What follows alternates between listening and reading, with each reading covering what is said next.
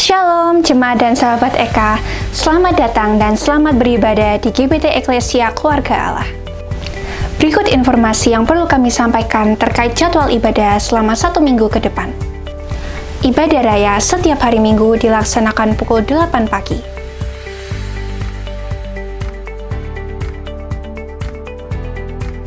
Ibadah sekolah Minggu dilaksanakan pukul 8.30 pagi.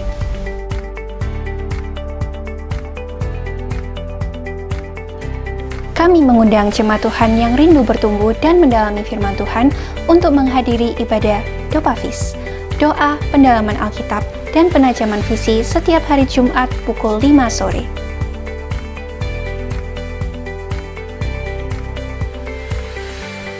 Kami mohon bantuan jemaat untuk mendukung akun sosial media GBT Eka dengan cara subscribe dan like YouTube GBT Eklesia dan follow dan like Instagram @gbt.eka. Demi kenyamanan selama beribadah, dimohon kesediaan jemaat Eka yang membawa handphone untuk mematikan atau memposisikan handphone dalam mode silent. Sekian informasi yang dapat kami sampaikan. Terima kasih atas perhatiannya. Selamat beribadah. Tuhan Yesus memberkati. Mari Bapak Ibu, kita satukan hati kita untuk memuji menyembah Dia.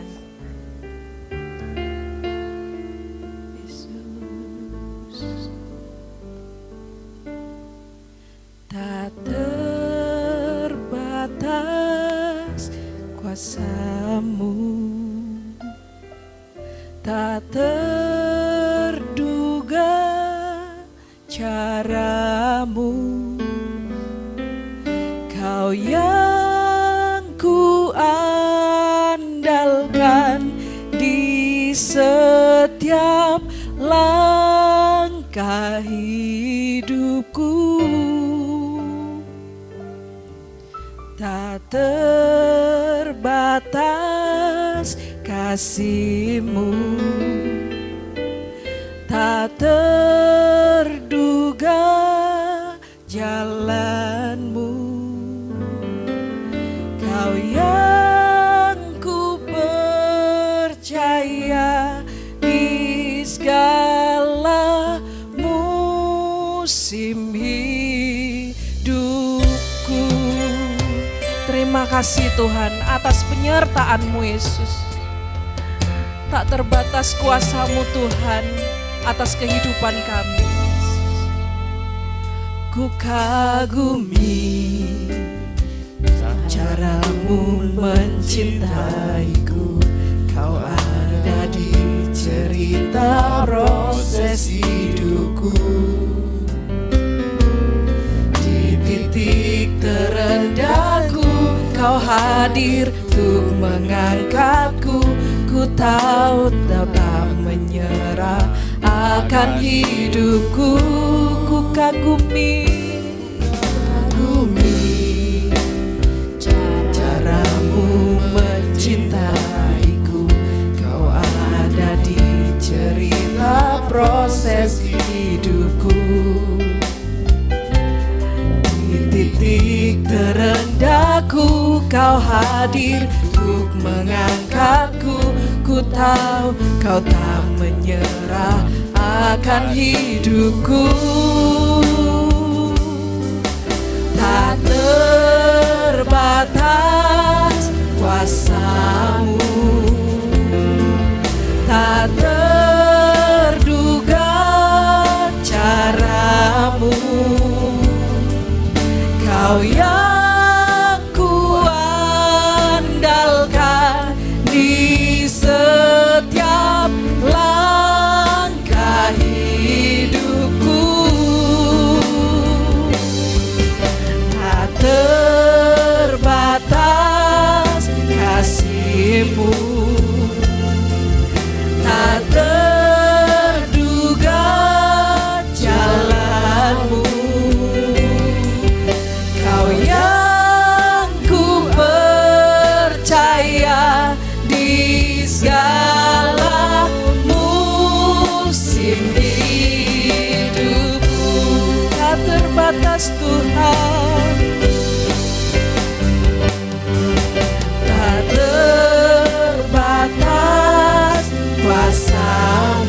Mari Bapak Ibu kami berdiri. Tak terduga caramu,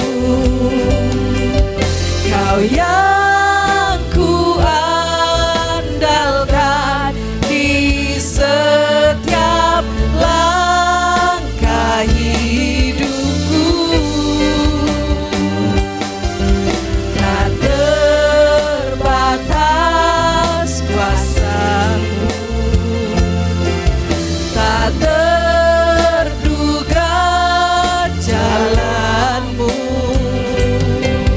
Kau yang ku percaya di segala musim hidupku.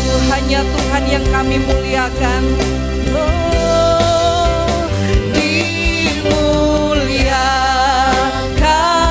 dimuliakan ya Yesus, ditinggikan Yesus Tuhan, Yesus Tuhan. Kau Rajaku yang bertata, yang bertata,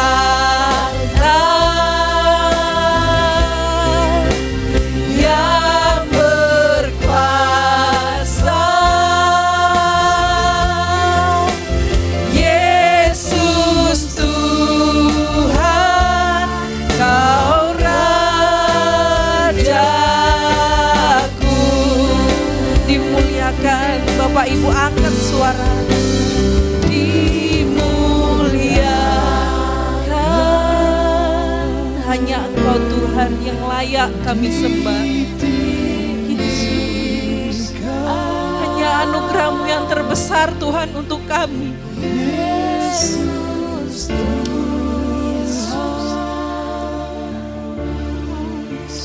Kau Rajaku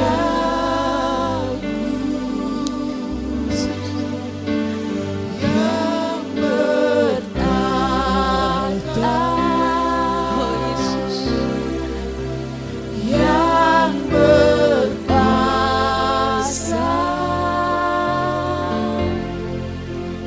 Yesus Tuhan, Kau Rajaku. Dimuliakan.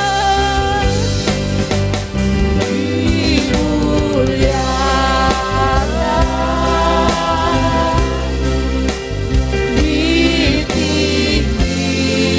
ditinggikan Yesus Tuhan,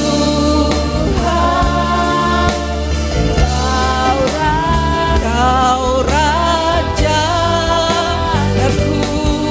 yang bertata, yang bertata, yang berkuasa, yang berkuasa.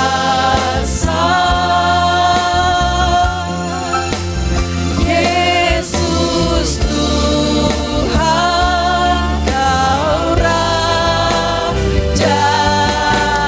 sekali lagi dimuliakan.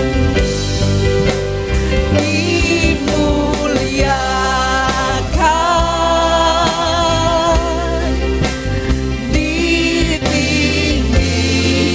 ditinggikan. Hanya Yesus Tuhan.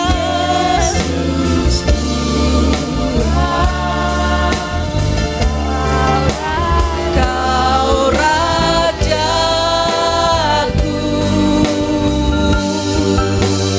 yang bertata,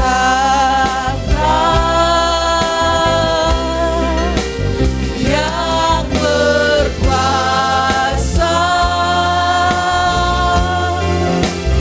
Yesus Tuhan, Kau Rajaku.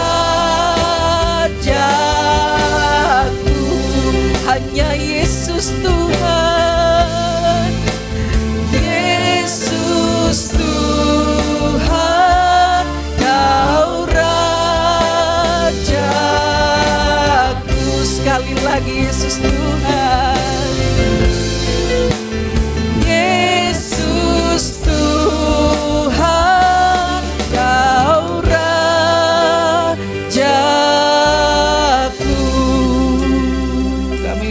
Kris untuk pimpin dalam doa.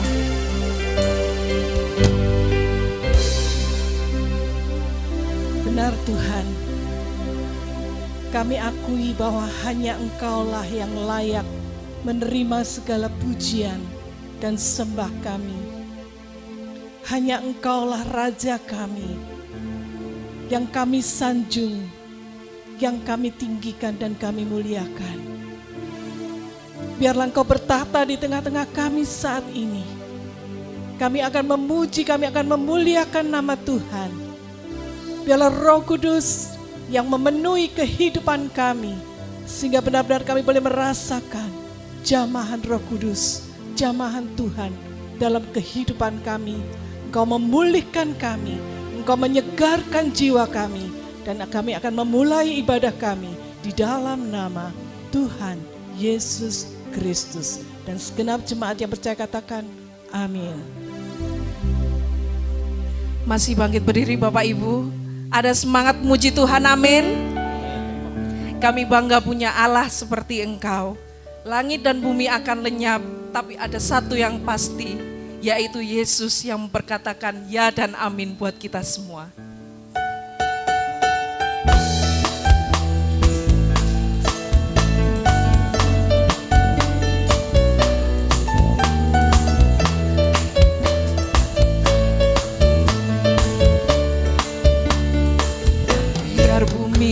Akan berlalu, biar bulan tak bercahaya lagi, biar langit akan bergoncang, matahari tak bersinar lagi, tetapi Tuhan Yesusku tak pernah ingkar janji. Semua yang difirmankannya pasti akan digenapi. Biar bumi berlalu, biar bumi akan berlalu, biar bulan tak bercahaya lagi, biar langit akan bergoncang, matahari tak bersinar lagi, tetapi Tuhan Yesusku tak pernah ingkar janji. Semua yang difirmankannya pasti akan digenapi. Syalalalala, syalalalala. Saya cinta Yesus. Syalalalala. Yesus cinta saya.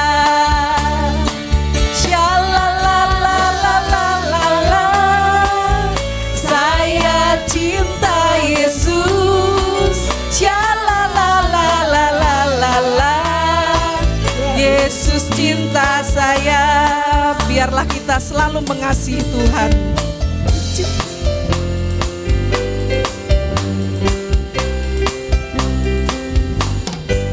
Ku jatuh cinta padanya, tambah dan dalamnya, tambah dan dalam lagi. Ku jatuh cinta padanya, tambah dan dalamnya, tambah dan dalam lagi. Yesus indah dan indahlah, semakin indah. Oh, cintanya antara Allah dan aku.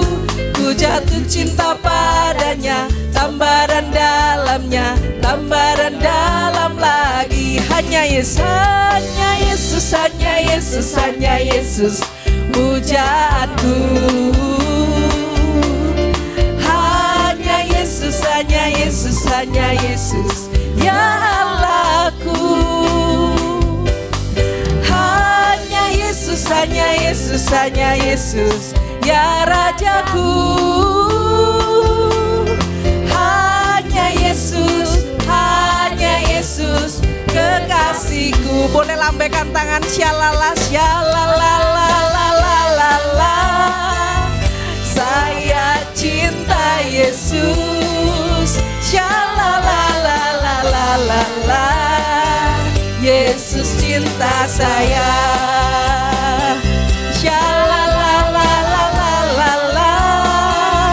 Saya cinta Yesus, syalalalalala. Yesus cinta saya. La la la la la la la, Yesus cinta saya. La la la la la la la, Yesus cinta saya. Berikan tepuk tangan kemuliaan buat Tuhan. Haleluya. Silakan duduk Bapak Ibu.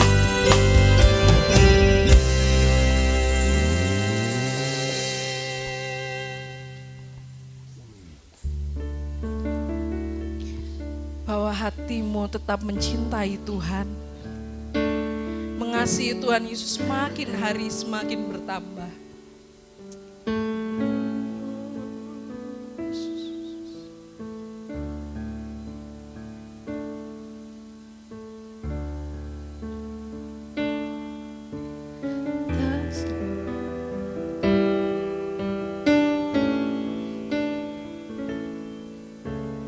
Tak selamanya mentari bersinar,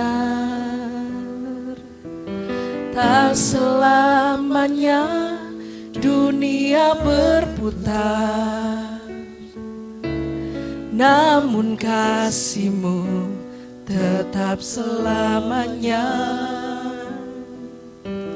Janji-Mu Tuhan tak pernah berubah, tak selamanya, tak selamanya mentari bersinar, tak selamanya dunia berputar, namun kasih-Mu tetap selamanya. Janji-Mu Tuhan tak pernah berubah, selamanya kasih-Mu, selamanya ku cintai tempat kediaman-Mu Tuhan, selamanya ku kagumi kasih-Mu tiada batasnya, takkan pernah Kau ku ingkari. Kasih-Mu selalu ada untukku. Saya mengundang Bapak Ibu bangkit berdiri. Mari kita resapi. Selamanya mentari bersinar, ada cinta yang terus mengalir dalam hati kami Tuhan. Dunia berputar, Kau hadir di tengah-tengah kami Yesus. namun kasih-Mu tetap selamanya. Janji-Mu Tuhan tak pernah berubah, selamanya ku cintai tempat kediaman-Mu Tuhan, tempat kediaman-Mu Tuhan, selamanya ku kagumi kasih-Mu tiada batasnya, kasih-Mu tiada batasnya, takkan pernah Kau ku ingkari. Kasih-Mu selalu ada, selamanya ku cintai ya Yesus. Tempat kediaman-Mu Tuhan, selamanya ku cintai, selamanya ku cintai tempat kediaman-Mu Tuhan, takkan pernah Kau ku ingkari. Kasih-Mu selalu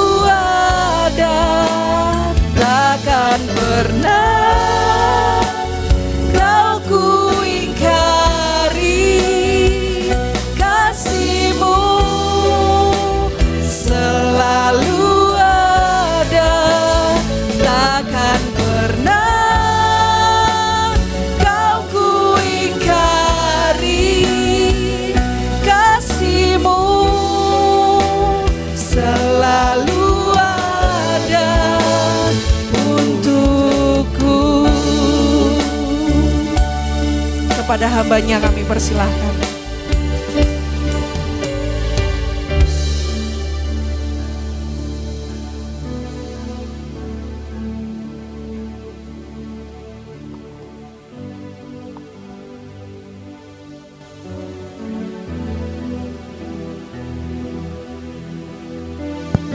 Berbicaralah Tuhan, kami siap dengar.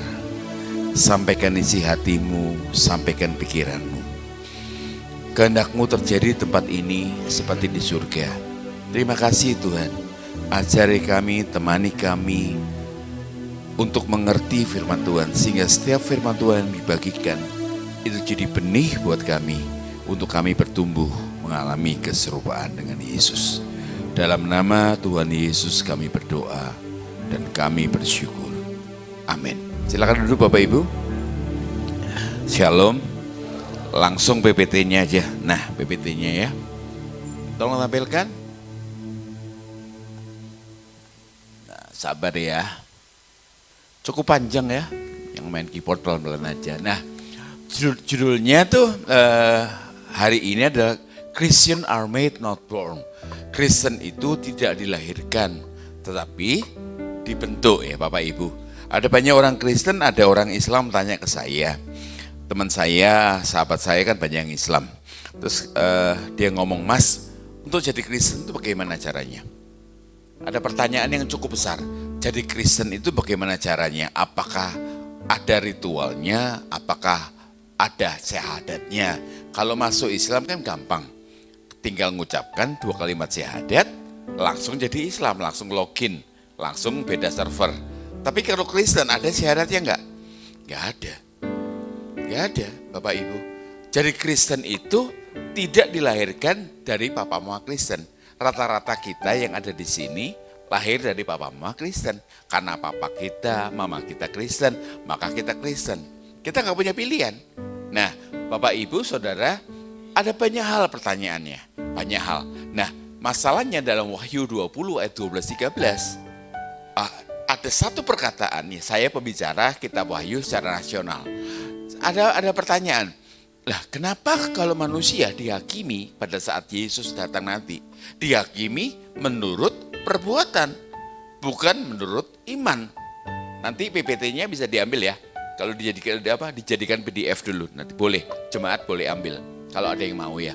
Nah, ada satu pertanyaan besar, kenapa kita dihakimi pada penghakiman terakhir nanti? Bukan karena iman kita, tapi karena perbuatan kita. Nangkep ya? Kenapa nggak menurut iman? Kalau iman kita dihakimi karena kita Kristen, pasti masuk surga. Enggak loh.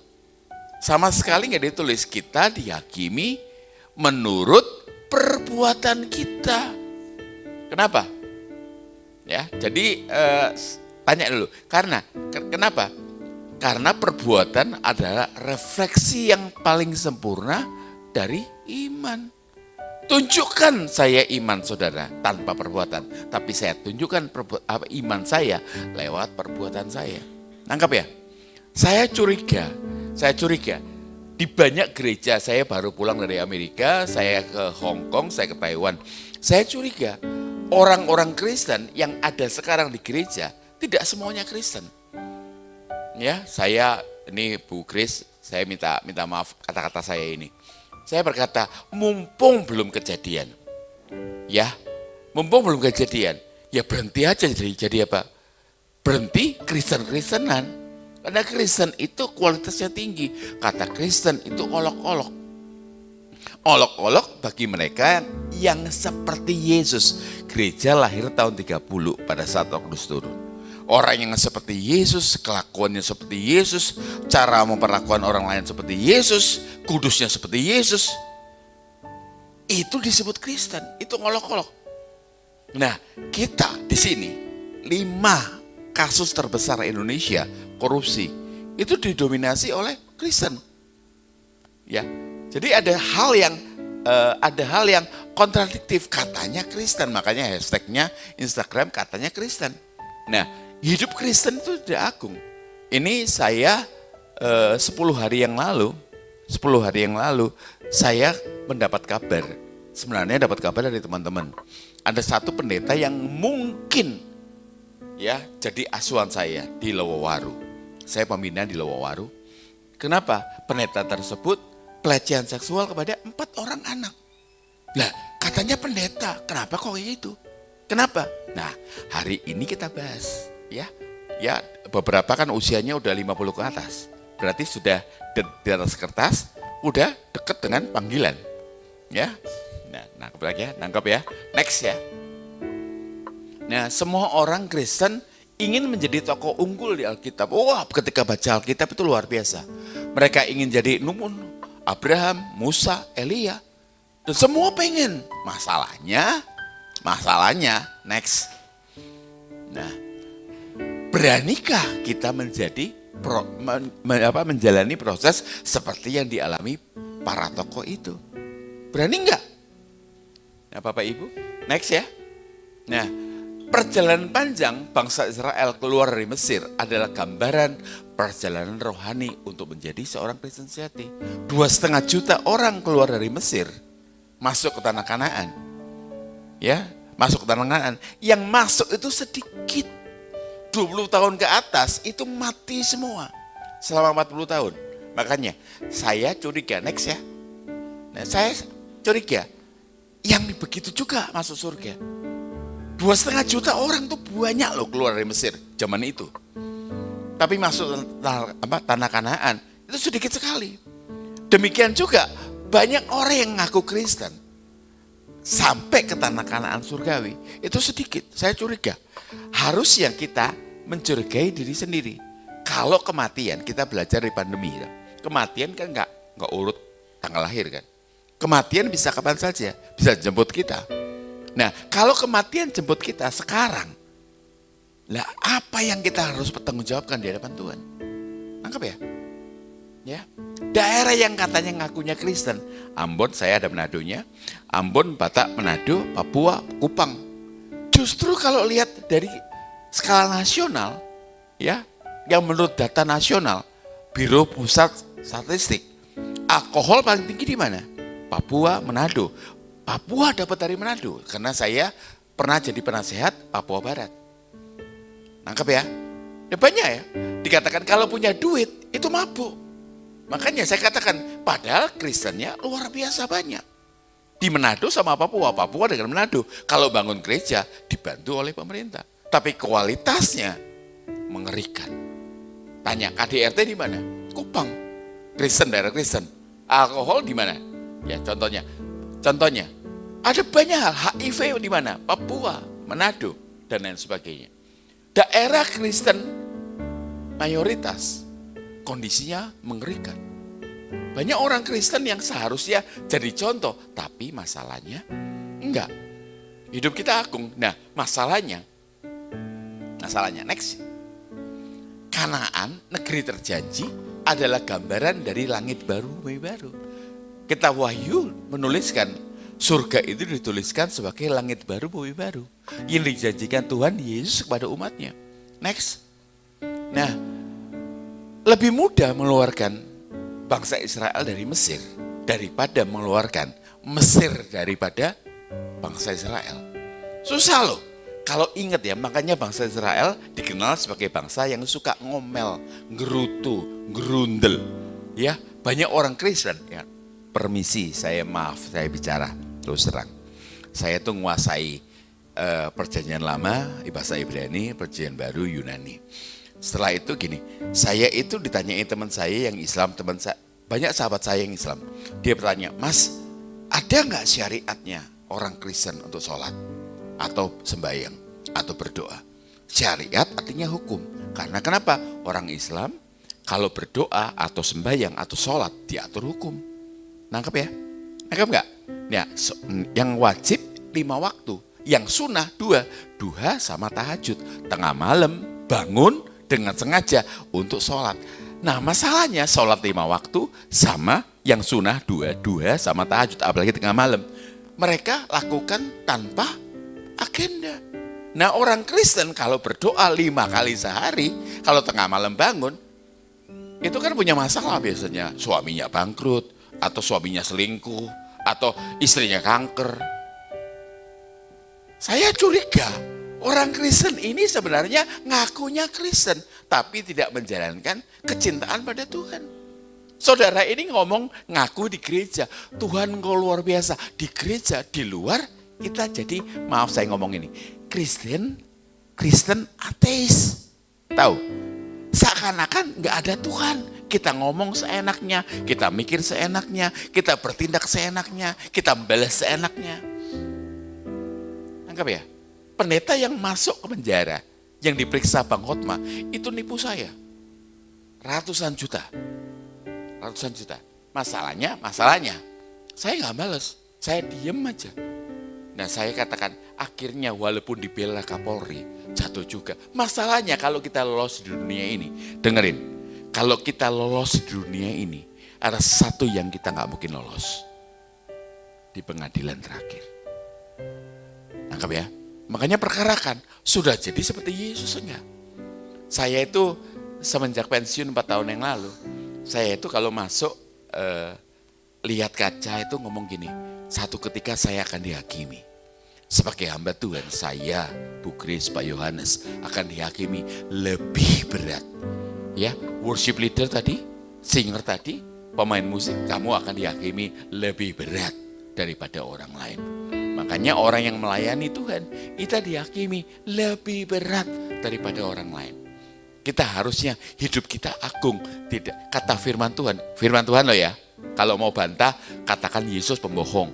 Kita harus dituntut untuk tidak bercacat, tidak bercelah, dan hidup kudus. Nangkap ya? Nah, ini berhenti aja sini, udah selesai. Gak senang soalnya khotbahnya. Udah lama gak khotbah sini, langsung khotbahnya seperti, Bapak Ibu saya khotbah di Indonesia, sama di Amerika, di Hong Kong, sama Taiwan. Sama kok. Ya, tajamnya seperti ini. Next. Makanya susah sekali. Orang Kristen kok jadi sama. Yesus pergi ke situ, Yesus ngomong kalau Yesus pergi ke rumah Bapa untuk menyediakan tempat bagimu. Saya curiga kata-kata ini. Next ya. Kata-kata ini curiga. Kata-kata bahasa Inggrisnya lebih dekat kepada bahasa Yunaninya, bahasa kitab Perjanjian Baru ditulis, Yesus berkata, to prepare a place for you. Next. Ini bahasa Yunani ya. Kalau orang Islam itu 6666 ayat ditulis dalam bahasa Arab. Bukan bahasa ibunya, tapi luar biasanya. Mereka itu belajar ngaji bahasa Arab. Ya. Mereka berusaha untuk khatam bahasa Arab. Ya. Masalahnya adalah kita orang Kristen, Alkitabnya ditulis dalam bahasa Yunani, Ibrani. Kita sudah diterjemahkan, tapi kita nggak mau baca Alkitab. Kalau Islam ada tradisi untuk khataman Quran, tapi kalau orang Kristen nggak khatam sampai ketam. Sedih saya. TikTok hafal, Instagram oke, semuanya oke, sinetron, drama Korea tamat, gosip tamat. Soal Pak Jokowi tamat. Kalau Jago ngomong sampai mulutnya kemana-mana, sampai ludahnya kemana-mana. Tapi Alkitab sama sekali nggak tahu. Itu sebabnya katakan dasar dari iman adalah mendengarkan firman Tuhan. Mendengarkan firman Tuhan. Kenapa orang Kristen nggak punya iman? Karena nggak mendengarkan, karena nggak membaca firman Tuhan. Nangkep ya? Di Amerika, saya baru pulang dari sana, sedang terjadi penjualan Alkitab yang terbesar. Sampai kaget data nasional. Ada satu generasi yang rindu baca Alkitab. Di Indonesia harusnya kita rindu baca Alkitab. Masalahnya kita nggak pernah baca Alkitab. Menyedihkan ya. Matius, Markus, Lukas, Yohanes sampai Wahyu. Dari Kejadian sampai Maleakhi kita nggak pernah baca. Ya, saya kembali ke teman saya tadi. Teman saya tanya, Mas, ada syariatnya enggak? Ada hukumnya enggak untuk berdoa? Saya ngomong, enggak ada hukumnya. Dia tanya, kenapa enggak ada hukumnya? Saya tanya gini, karena kami Kristen, hukumnya kasih. Kalau kami mengasihi Tuhan, kami berdoa. Katakan, saya curiga orang Kristen itu enggak punya kasih. Kenapa? Karena enggak pernah berdoa. Seorang worship leader, singer, seorang pemain musik, tugasnya di gereja adalah mempertemukan Tuhan dengan jemaat, jemaat dengan Tuhan.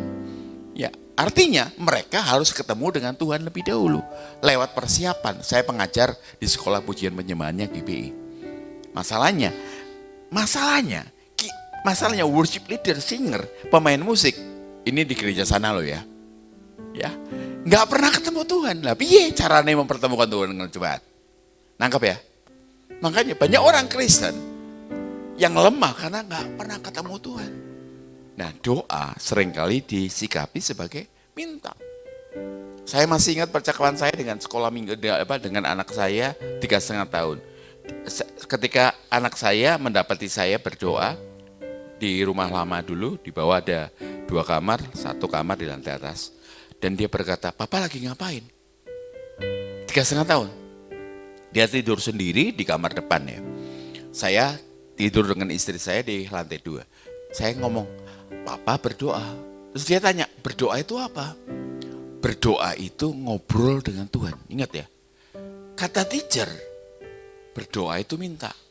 Ya, rusak ya. Mulai kapan diterjemahkan sebagai doa itu minta? Kalau kita kepepet, kalau kita punya masalah, kalau suami minggat, kalau kita sakit kanker, kalau kita bangkrut, baru kita berdoa. Istilahnya, Tuhan hanya jadi tambal butuh. Harusnya Tuhan yang orang Kristen itu luar biasa. Saya ke seluruh dunia, saya tanya, Tuhan yang orang Kristen ada di mana?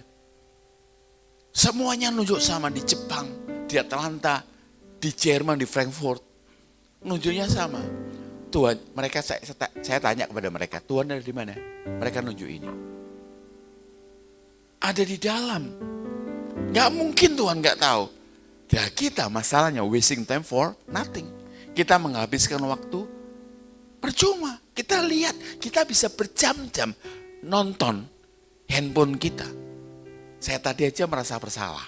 Ketika di belakang saya belum kirim renungan. Saya cepat-cepat kirim sehingga saya nggak ikut di sesi pertama 5 menit. Tapi saya betul-betul ketika masuk dalam penyembahan menikmati penyembahan. Masalahnya doa itu bukan minta. Kalau kita anak raja ya. Nah, saya nggak minta sama ibu saya nggak minta sama papa saya. Papa saya tahu apa yang saya butuhkan. Nangkep nggak? Anak saudara minta makan nggak? Makan ma. Udah 3 hari nggak makan? Enggak. Orang tua kita tahu. Demikian juga Bapa di surga. Dia tahu apa yang kita perlu. Nggak perlu pakai minta-minta seperti anaknya pengemis. Makanya ada satu doa yang paling nggak populer. Kita lebih populer nyanyi doa Yabes.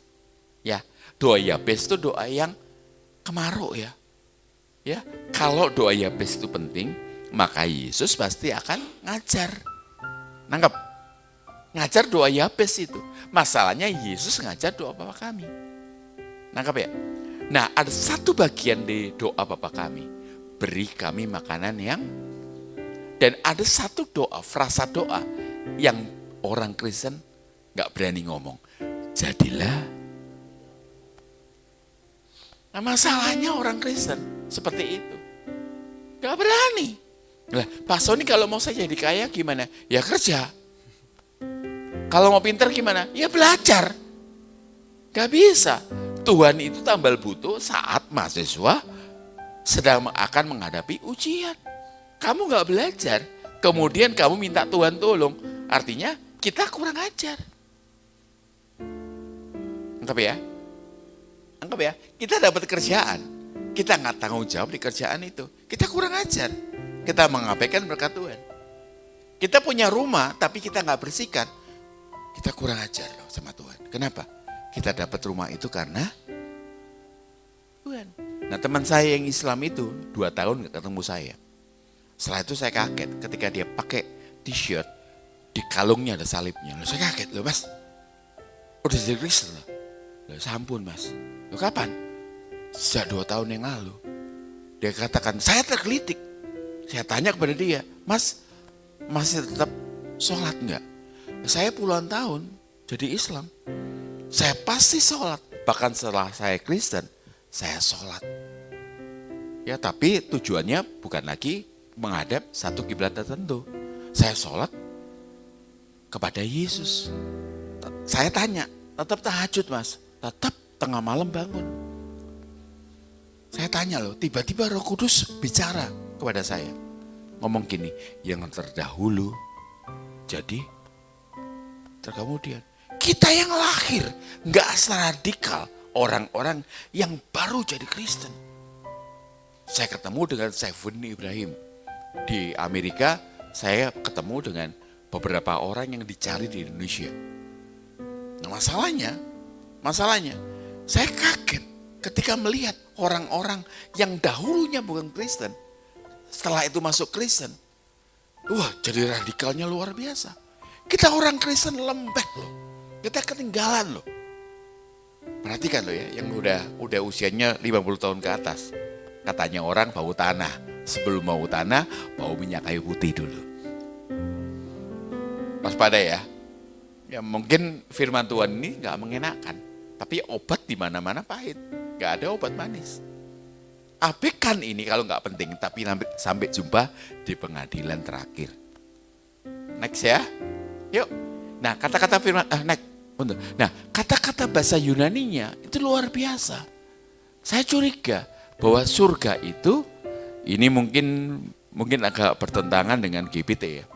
Saya katakan surga itu bukan tempat, next. Atau saya ngomongin dulu. Surga tempat di mana orang-orang yang masuk ke dalamnya tidak terverifikasi loh. Ya, terbuktikan tidak membahayakan sesamanya. Nah, saya ketemu sama Ambon, Batak, Manado, Papua, Kupang. Mereka berkata, beta darah panas. Nah, seringkali kan gitu. Bahkan malah kadang-kadang gak punya sumbu. Seringkali ngomong gitu. Nah, saya katakan gini, Yesus itu gak ada Kupang-Kupangnya, gak ada Papua-Papawanya, gak ada Manado-Manadonya, gak ada Bataknya, gak ada. Jangan Yesus kau kupangkan. Yesus kau menadokan, Yesus kau papuakan. Kalau orang Papua mau jadi Kristen harus jadi seperti Yesus. Bukan Yesus menuruti kelakuannya orang Papua, Manado, Kupang, Batak. Amin gak? Jadi kalau kamu Bapak Ibu, istilahnya emosian, kamu harus jadi seperti Yesus. Bukan Yesus suruh nuruti keemosiannya kamu.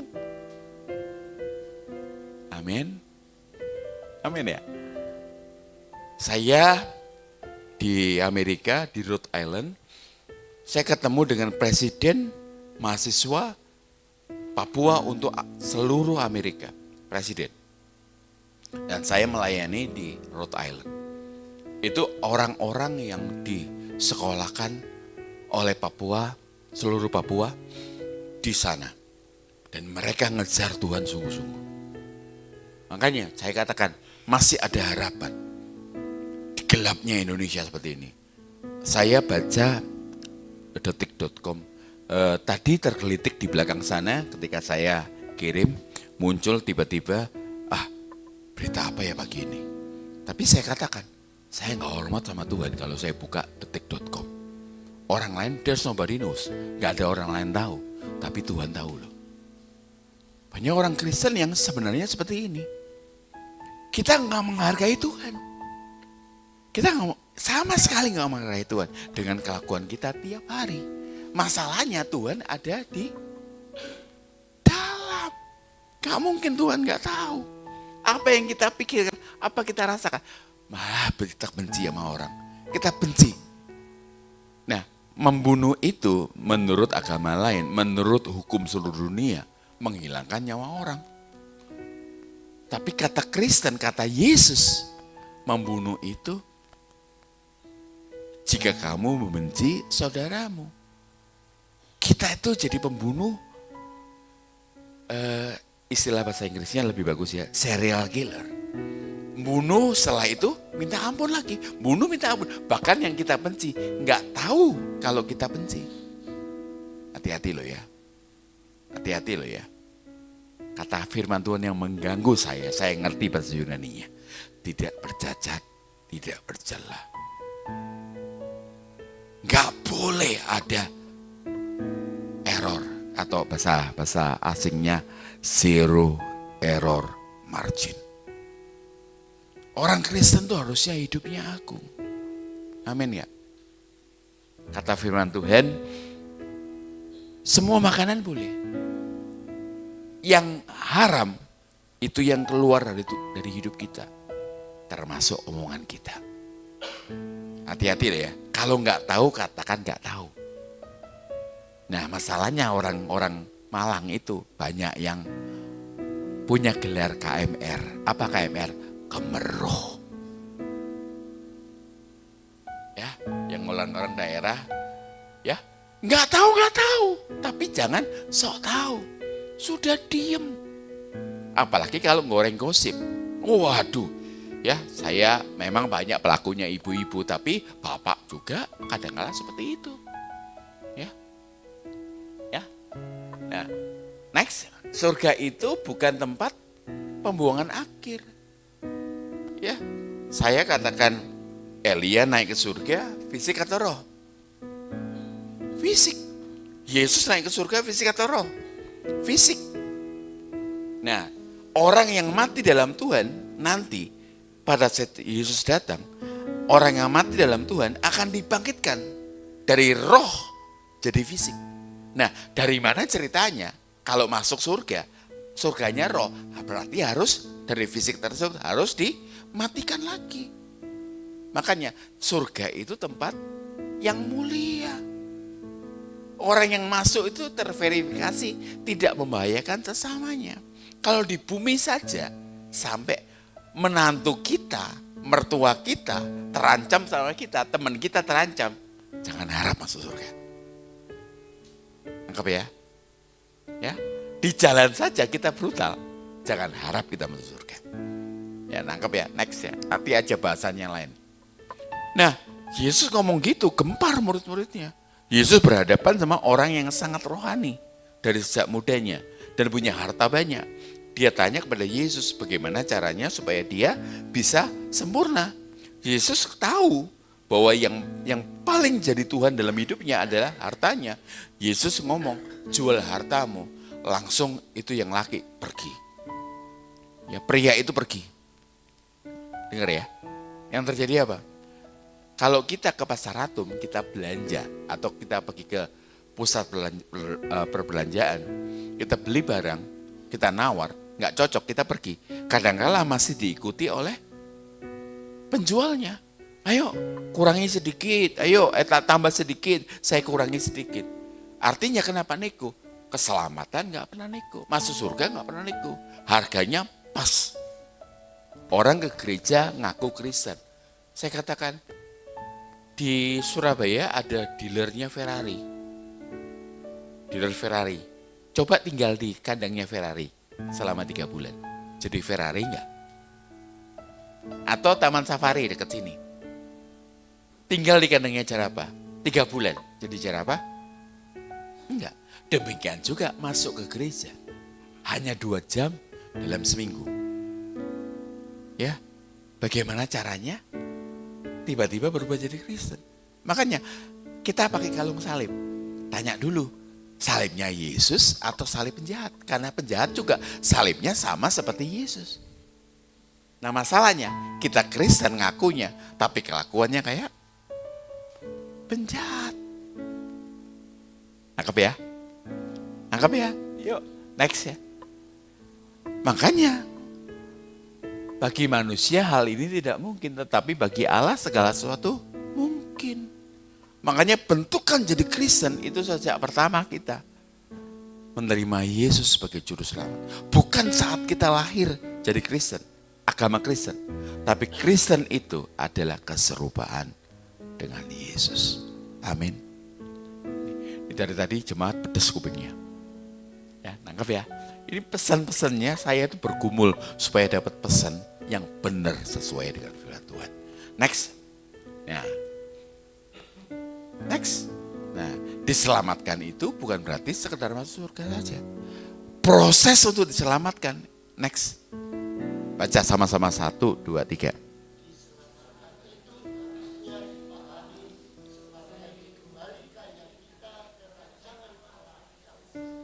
Kita enggak tukang bohong.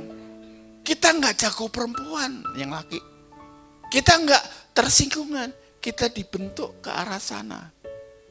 Untuk dikembalikan seperti Yesus, itu ada prosesnya. Prosesnya kata firman Tuhan berapa lama? Seumur hidup. Amin. Amin. Saya ngomong gini, maaf ya, saya katakan gini, kalau kita mau terbang lewat ABD Saleh, kita nggak pernah terlambat. 1 jam sebelum, minimal 1 jam sebelum apa? Sebelum pesawat berangkat, kita sudah di sana. Kenapa kita nggak terbang jam 7, kita jam 7 di sana? Kenapa nggak? Masalahnya kita pasti ditinggal, ada proses boarding, ada proses check-in. Nah kita, artinya kalau kita sampai ketinggalan pesawat, tiket kita hangus. Nah ke gereja kan telat nggak apa-apa kan? Nggak pernah hangus. Kalau kita menghargai Tuhan, jam ibadah di sini nggak pernah berubah. Betul Bu, jam 8 ya? Kita itu banyak alasan. Kalau telat sekali, 2 kali nggak apa-apa. Kelangganan. Nangkep ya? Saya nggak bawa kendaraan hari ini. Saya naik Gojek. Saya tuh gelisah. Gojeknya lama nggak ya? Gojeknya lama nggak ya? Istilahnya kenapa? Saya tuh nggak mau Tuhan nunggu. Saya yang harusnya nunggu Tuhan. Saya asisten bagi salah satu konglomerat Indonesia. Berkata, sebelum dia bangun, saya harus sudah bangun. Sebelum dia tidur, saya tidak boleh tidur. Ya, saya melakukan itu karena digaji. Nah gimana? Saya punya utang sama Tuhan, keselamatan. Harusnya kita menghargai Tuhan dalam hidup kita. Amin. Amin ya. Worship leader, singer, pemain musik, harusnya seperti itu. Ya, next ya. Nah, saya mau dongeng sedikit. Next. Nah, pada suatu ketika hiduplah seorang raja dan permaisurinya yang arif bijaksana. Mereka kaya, berkuasa, tapi sayangnya nggak punya anak. Next. Nah, suatu hari mereka jalan-jalan di ibu kota. Dan mereka ketemu kucing yang sangat pintar. Dan mereka segera mengadopsi kucing itu. Next. Nah, ini kucingnya. Cakep ya. Nah, kucing itu pintar. Raja karena kepintarannya, raja memerintahkan para menteri untuk mencari pelatih yang terbaik. Disayembarakan. Next. Nah, supaya pelatih melatih cara manusia. Bersopan santun seperti manusia. Nah, nama kucing itu Bono. Next. Hanya dalam beberapa waktu saja, karena pintar kucingnya, pelatih berhasil mendidik Bono berperilaku seperti manusia. Makan, jalan, berpakaian seperti manusia. Saking pintarnya. Next. Nah, sang raja dan permaisuri senang luar biasa. Mereka merayakan kelulusan Bono dengan gala dinner. Mengundang semua orang. Pengen pamerin Bono. Next. Ketika jamuan kerajaan sedang berlangsung, tuh Bono tuh. Cakep ya. Saat mereka sedang menikmati perjamuan makan, sedang menikmati makanan utama, seekor tikus kecil masuk ke dalam ruang jamuan makan. Bono melihat tikus itu dari kursi kebesarannya. Bukan hanya Bono, tapi semua orang lihat. Responnya yang berbeda Bono, karena dia kucing. Next. Seketika itu bangkitlah kodrat Bono sebagai kucing. Kodrat Bono sebagai kucing. Bono ngejar tikus itu, menerkamnya, mengeksekusinya, dan memangsanya di depan raja dan permaisuri. Kodrat Bono itu bangkit. Nah, anggap ya, next. Walaupun sudah dididik pendidikan terbaik di istana, Bono tetaplah. Ini selaras dengan bapak-bapak sering-sering kali dikatai sama ibu. Ibu sering kali ngomong, wong lanang iki wong lanang. Nangoni oma dikasih impal, di luar dikasih ikan asin, dihajar ikan asin. Ya, maling ya tetap maling. Walaupun dikasih gaji tinggi, tetap maling. Kalau kita lihat lampu kuning, harusnya kita di otak kita harusnya berhenti. Tapi kita ngomong, gas, arek Malang, lu jual gua beli. Seringkali gitu. Kalau kita nggak bergerak, teman-teman kita yang bergerak. Nangkep ya? Kita punya teman kok. Tenglang-tenglang ini rata-rata punya teman mafia yang tenglang juga. Kita ngandalin orang-orang. Aduh Bapak Ibu, saya punya kenalan dari jenderal sampai orang-orang top Indonesia. Tapi saya nggak mau mempergunakan. Saya bisa bikin susah orang. Tapi saya mau masuk surga. Ngerti ya? Ya makanya ini. Bono tetaplah kucing. Next. Nah, yuk next. Nah, Rasul Paulus tuh bergumul tentang kodrat ini. Rasul Paulus tuh ngomong, baca 1, 2, 3, sama-sama.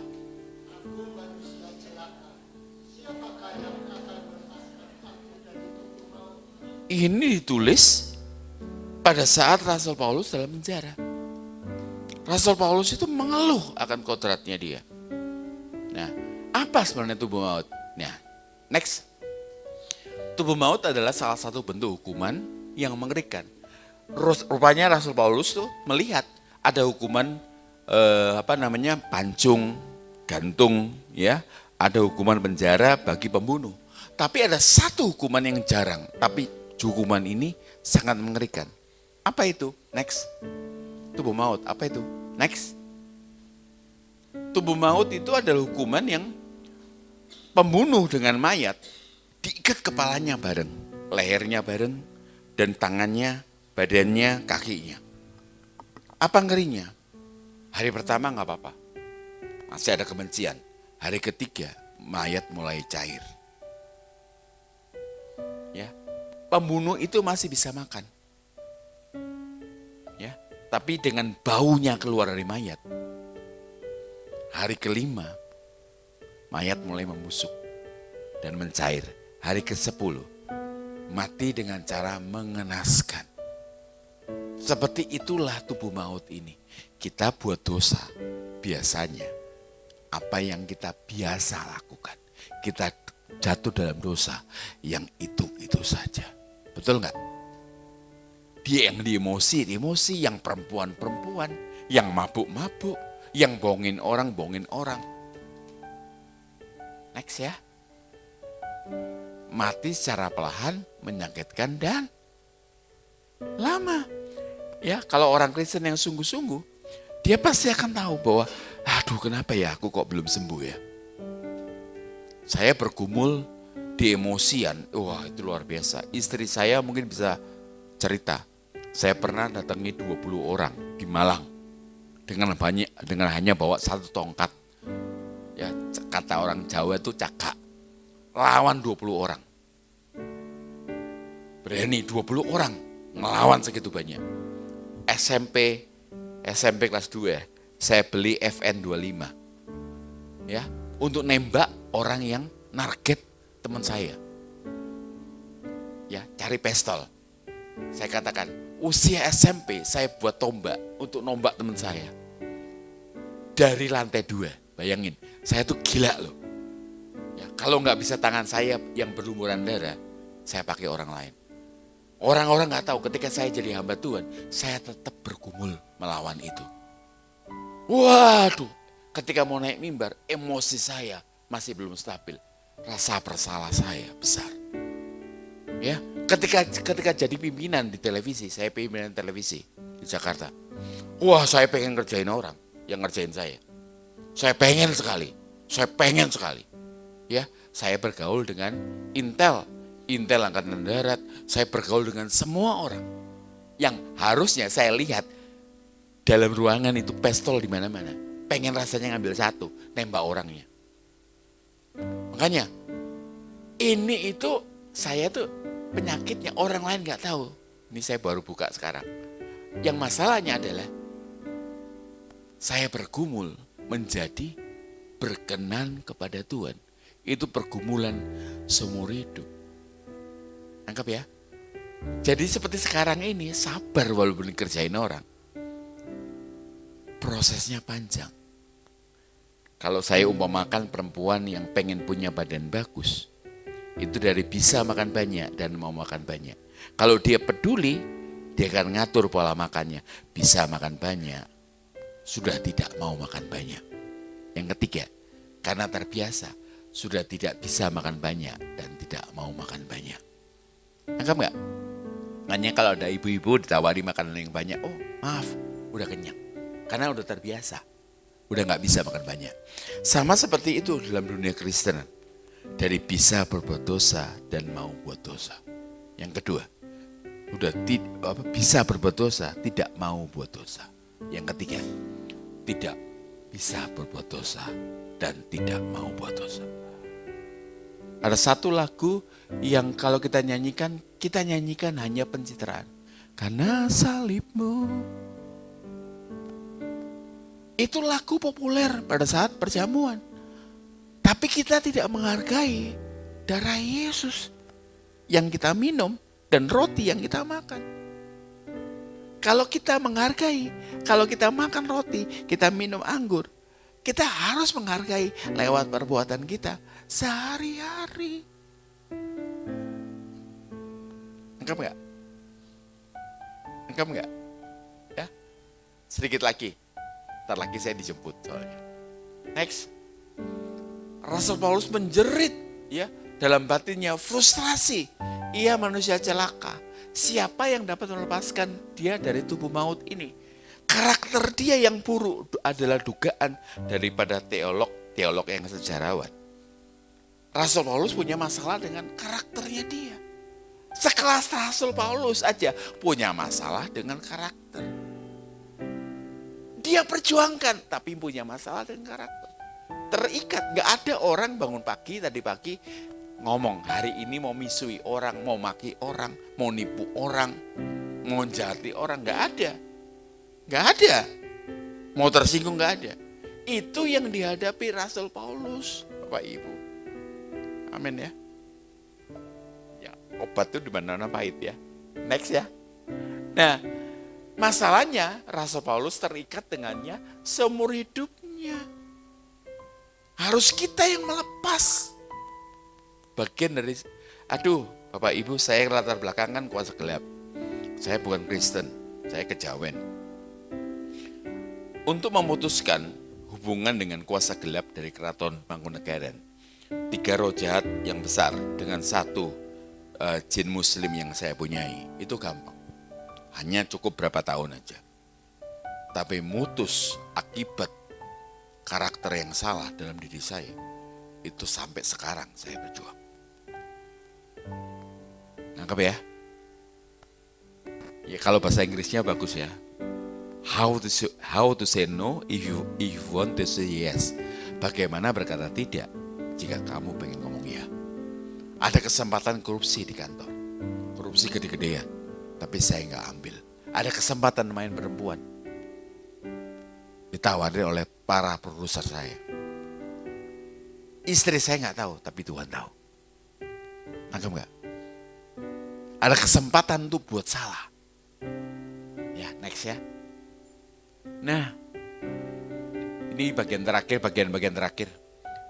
Demikianlah aku dapati frustrasinya. Jika aku menghendaki berbuat apa yang baik, yang jahat itu ada padaku. Makanya Kristen itu kita harus disiplin. Harus sungguh-sungguh memperkarakan. Ya. Teman-teman kita Islam bisa bangun pagi-pagi untuk sholat subuh. Harus wudu dulu. Harus persiapkan pakaiannya untuk apa? Untuk sholat. Harusnya kita bisa. Ya. Keselamatan itu memang penebusan darah Yesus. Cuma-cuma, tapi enggak murahan. Anggap ya. Anak Allah namanya Yesus mati buat saudara. Nah, masalahnya ada lagu yang populer. Lagu itu banyak pencitraannya kalau di gereja. Lagu itu, dengan apakah ku balas? Lah doa aja gak mau. Baca firman Tuhan gak mau. Ngampuni orang yang bersalah kepada kita gak mau. Nyanyi pencitraan, dengan apakah ku balas? Kalau orang Malang ngomong, lambemu. Amin. Ya, selamat berjuang ya. Bapak Ibu, gak mudah. Yang bagian terakhir, paling akhir aja, soalnya masih panjang. Udah mendekati, bagian paling akhir aja. Bagian paling akhir. Selamat berjuang. Gak gampang, tapi bisa. Roh Kudus itu rohnya Bapa. Ada dalam diri kita.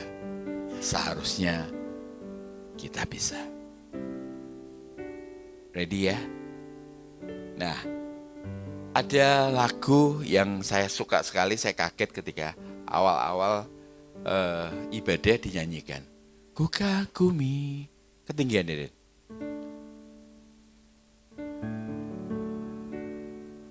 Ayo Excel masuk, maju yuk. Nah, semua yang terjadi diizinkan Tuhan, pasti dalam kontrol Tuhan. Amin. Kalau kita bicara pada Tuhan, kasih aku paringono aku sabar, kasih aku sabar. Yang datang malaikat Babel sabar? Enggak. Yang datang kesempatan untuk sabar dalam arti kita berhadapan dengan masalah. Kalau kita berdoa, Tuhan, aku mau punya iman yang besar. Yang datang bukan malaikat bawa pil. Kita dapat kesempatan dari Tuhan untuk mempunyai iman yang besar lewat masalah yang besar. Nah, semua yang terjadi dalam hidup kita terukur sempurna. Nangkep ya? Terukur sempurna. Nah masalahnya, berani enggak kita ngelakoni bersama Tuhan? Makanya kalau saya ditanyai, saya ngajar pada adik-adik rohani saya tidak berkata, apa kabar saudara? Jemaat biasanya katakan, luar biasa, asli ini acur mumur. Saya ngomong, setiap hari itu saya jalani dengan penyertaan Tuhan. Saya bisa melewati semuanya itu karena pertolongan Tuhan.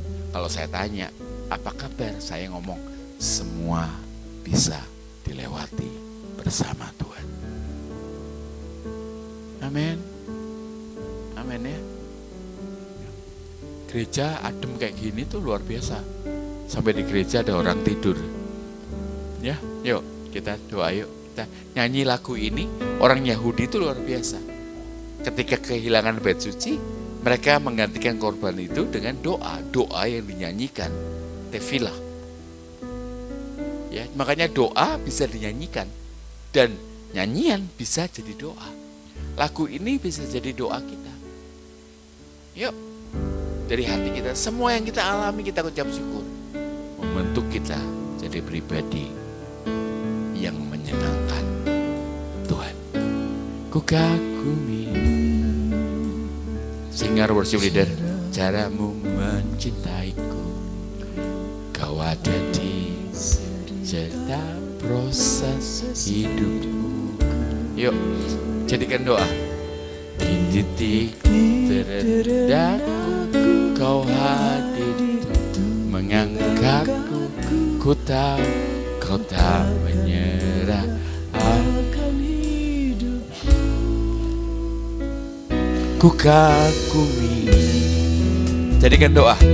Caramu mencintaiku, kau ada di cerita proses hidupku. Di titik terendahku, kau hadir mengangkatku. Ku tahu kau tak menyerah akan hidup. Saya itu orang bilang, oh rumahnya di Araya ya, di perumahan di kota Araya.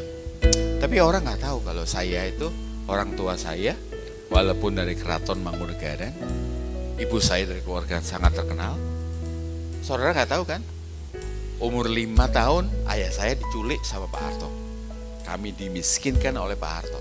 Kami miskin sekali sampai saya ingat ya, satu rumah ada 5 orang, ada 4 orang. Saya hanya punya nasi 2 dengan dadar jagung 2 dengan garam. Makanya saya katakan, saya sekolah TK, SD, SMP, SMA sekolah di sekolah yang salah. Istilahnya, kami betul-betul nggak punya apa-apa. Tapi saya lihat, semuanya kalau saya nggak jadi miskin, kalau saya nggak ngalami kesusahan di awal, saya nggak jadi pribadi yang seperti sekarang ini. Nggak lembek. Saya kerja puluhan tahun, ya. Saya tinggal di Malang, saya kerja di Jakarta. Tiap jam 2 pagi hari Senin, saya berangkat ke Surabaya. Zaman dulu belum ada APD. Untuk apa? Untuk naik pesawat jam 5 pagi dari Surabaya ke Jakarta. Terus hari Jumat, saya terbang pakai pesawat pertama. Puluhan tahun. Saya bilang, mungkin jalan hidup saya nggak gampang. Tapi di situ ada tanda tangan Tuhan. Makanya, jadi pribadi yang betul-betul kuat dalam Tuhan. Kesusahan yang kita alami, itu semuanya terukur sempurna. Ya, jangan ngomel. Teman-teman adik-adik dari Papua, saya penasihat Papua Barat loh. Ya, artinya kamu di sini sekolah yang benar, ya, kuliah yang benar sampai selesai. Saya tahu datanya di Malang banyaknya nggak selesai, dari Papua, dari Kupang. Ayo selesai ya. Nah, nyanyi itu saya bilang kalau nyanyi lagu itu saya katakan ku kagumi, artinya saya kagum Tuhan dengan karyamu. Tahun depan saya 60. Udah kepala 6. Berarti udah mendekati hari H. Ya, harusnya hari kematian kita jadi hari yang menyenangkan, bukan hari ketakutan. Masalahnya, sudah siap belum? Percuma kalau tangan di sini ada ibadah, tapi kelakuan kita masih seperti itu. Bukan siapa yang nganter kita, tapi siapa yang jemput kita di keabadian. Ku kagumi caramu mencintaiku, kau ada di cerita proses hidup. Ekspresi dong, katakan. Di titik terendahku kau hadir untuk mengangkatku, ku tahu kau tak. Sekali lagi dari hati kita, jadi doa kita. Ku kagumi caramu mencintaiku, kau ada di cerita proses hidupku. Yang sudah hafal, tutup mata. Di titik terendahku kau hadir untuk mengangkatku, ku tahu. Sekali lagi. Akan hidupku. Ku kagumi caramu mencintaiku, kau ada di cerita proses hidup. Berubah Bapak Ibu. Katakan, di titik terendahku kau hadir untuk mengangkatku, ku tahu kau tak menyerah akan hidupku. Dari hati kita, tak terbatas kuasamu, tak terduga caramu. Katakan, saya serahkan pada Bu Grace. Ku adakan di setiap langkah hidupku. Saya mengundang kita untuk bangkit berdiri. Terbatas kasih. Katakan, tidak terbatas kuasa terduga, tidak terduga caramu. Kau mengasihi kami dengan cara yang tidak dapat kami selami dengan akal kami. Musim hidupku. Terima kasih Tuhan. Engkau ingatkan kami kembali bahwa seringkali Tuhan, ketika kami harus menghadapi berbagai tantangan dalam hidup ini, seringkali kami menyerah Seringkali kami dikuasai oleh tubuh maut ini, sehingga kami merasa tidak berdaya. Tetapi saat ini Tuhan, firman-Mu mengingatkan kami kembali bahwa perjuangan kami bukanlah perjuangan yang mudah di dunia ini. Tetapi kami tahu kami tidak berjalan seorang diri. Engkau menyertai perjalanan kami, Engkau menguatkan kami. Itu sebabnya Tuhan, izinkan Tuhan, biarlah Roh Kudus-Mu Tuhan menguasai hidup kami, sehingga menuntun kami pada jalan yang benar, sehingga kami tidak hanya menuruti kemauan kami sendiri, ego kami, tetapi kami dituntun oleh kuasa-Mu Tuhan. Terima kasih untuk firman-Mu yang sudah mengingatkan kami, untuk kami boleh maju di dalam Tuhan, kami boleh meninggalkan kehidupan yang lama dan berjuang untuk masuk di dalam kehidupan yang baru, berjalan bersama dengan Tuhan sampai pada akhir hidup kami.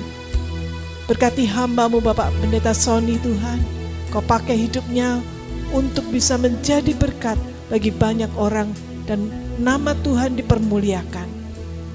Setiap kami Tuhan yang sudah mendengar firman Tuhan, tanamkan dalam hati kami, dan biarlah kami pulang dengan satu tekad yang baru. Kami mau berjalan bersama dengan Tuhan, kami mau mengikuti setiap perintah Tuhan.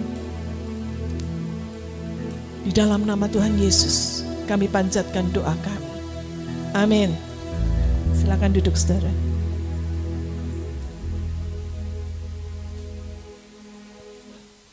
Terima kasih kepada hamba-Nya. Biarlah firman Tuhan pagi hari ini menjadi rema dalam kehidupan kami. Mari kita persiapkan persembahan kita. Para pelayan Tuhan bisa ke depan.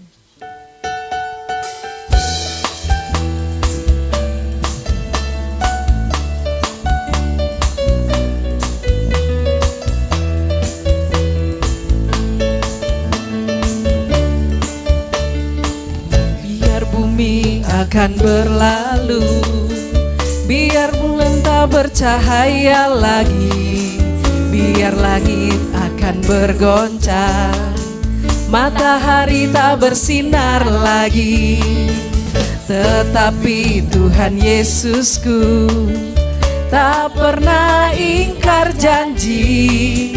Semua yang difirmankannya pasti akan digenapi. Biar bumi akan berlalu, biar bulan tak bercahaya lagi, biar langit akan bergoncang, matahari tak bersinar lagi, tetapi Tuhan Yesusku tak pernah ingkar janji. Semua yang difirmankannya pasti akan digenapi. Mari Bapak Ibu kita bangkit berdiri. Ya la la la la la la la. Saya cinta Yesus. Ya la la la la la la la. Yesus cinta saya. Ya la la la la la la la. Saya cinta Yesus. Ya la la la la la la la. Yesus cinta saya. Ya la la la la la la la. Saya cinta Yesus. Ya la la la la la la la. Yesus cinta saya. Ya la la la la la. Yesus cinta saya. Ya la la la la la la la. Yesus cinta saya. Kepada Pak Iyu kami persilakan untuk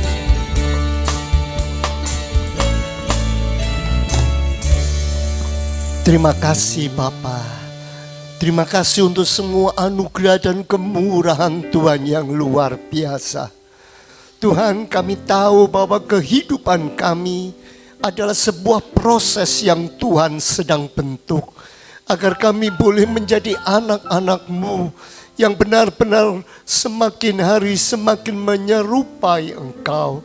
Mari Tuhan, panggillah kami, berikan kekuatan kepada kami, supaya kami bukan hanya memahami, bukan hanya mengerti kebenaran firman-Mu, bukan hanya rajin membaca firman-Mu, tapi kami boleh melakukannya dalam hidup ini. Sehingga kami boleh diproses oleh Tuhan. Kami boleh menjadi bagian daripada kerajaan surga.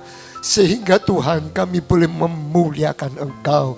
Terima kasih Bapa, terima kasih. Itu sebabnya Tuhan, terimalah persembahan kami yang kami bawa dengan kerendahan hati kami, dengan kesungguhan karena kami mengasihi Engkau. Terima kasih Bapa, terima kasih. Kami percaya Tuhan dengarkan doa kami dan Tuhan memberikan kekuatan kepada kami.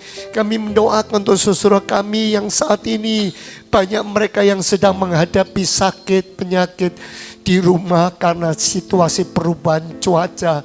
Mari Tuhan jamah mereka satu demi satu. Berikan kekuatan, bahkan di dalam istirahat mereka, Tuhan menjamah kehidupan mereka. Mereka boleh tetap merenungkan kehadiran Allah, kasih Tuhan atas hidup mereka, sehingga mereka boleh terus berjalan bersama dengan Tuhan. Terima kasih Bapak, terima kasih. Kami yakin, kami percaya dengar doa kami. Dan sebentar kalau kami pulang, Tuhan menyertai kami dan memberkati kami. Saudaraku sekalian, arahkanlah hatimu dan tanganmu kepadanya.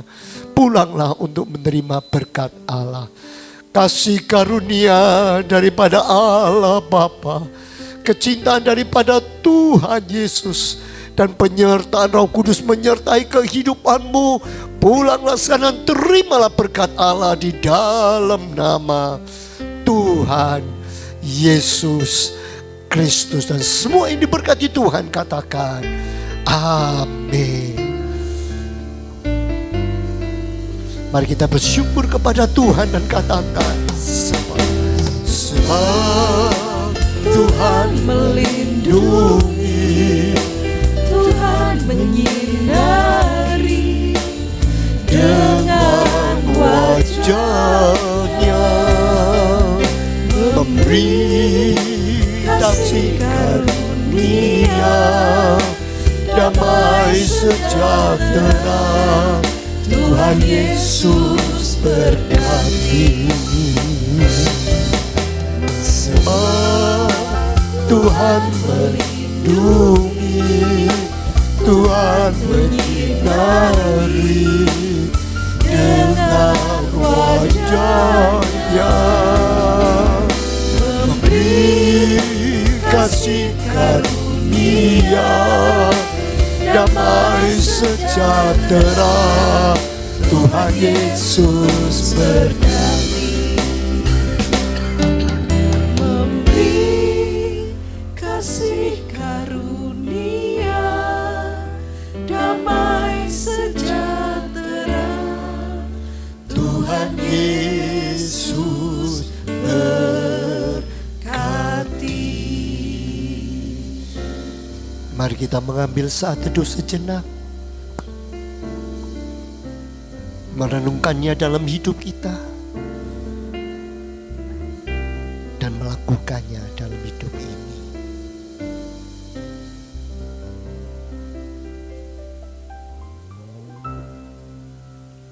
Amin. Silakan duduk.